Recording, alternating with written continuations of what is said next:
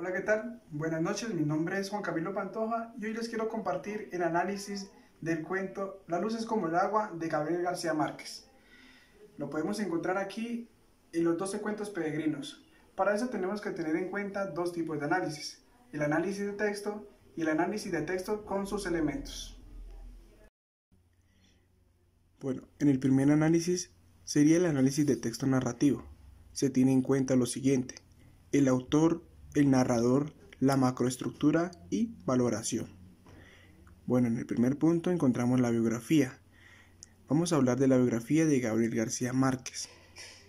Fue un escritor, novelista y cuentista, guionista y editor, periodista, ganador del Premio Nobel de Literatura en el año de 1982 y uno de los grandes maestros de la literatura universal. Nació en Aracataca, en Magdalena, en Colombia, el 6 de marzo de 1927. En su biografía podemos encontrar 100 años de soledad, 12 cuentos peregrinos, crónica de una muerte anunciada, entre otros. El movimiento literario al que perteneció fue el realismo mágico y fue uno de los pioneros en este movimiento.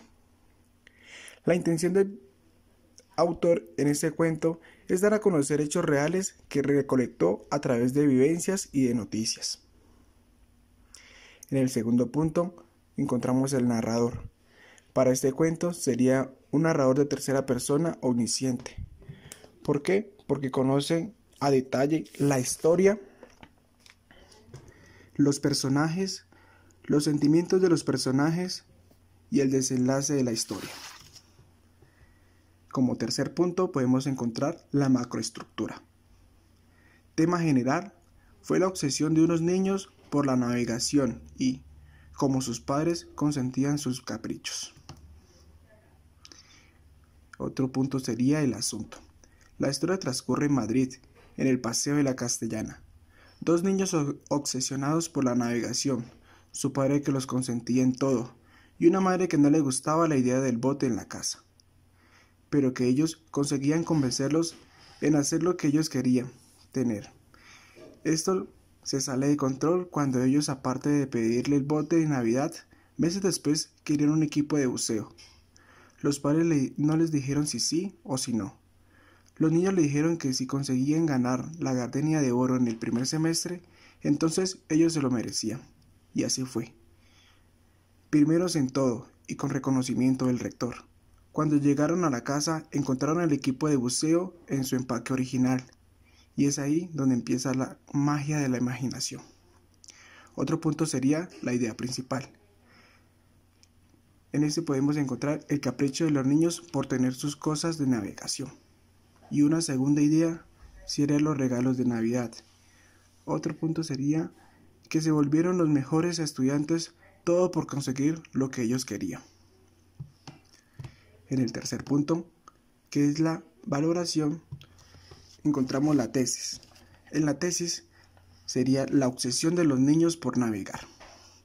Aquí les cuento un fragmento que es: al final del corredor, flotando entre las dos aguas, Totó estaba sentado en la popa del bote, aferrado a los remos y con una máscara puesta, buscando el faro del puerto, hasta donde le alcanzó el aire de los tanques, y Joel flotaba en la proa buscando todavía la altura de las estrellas polar en el sextante.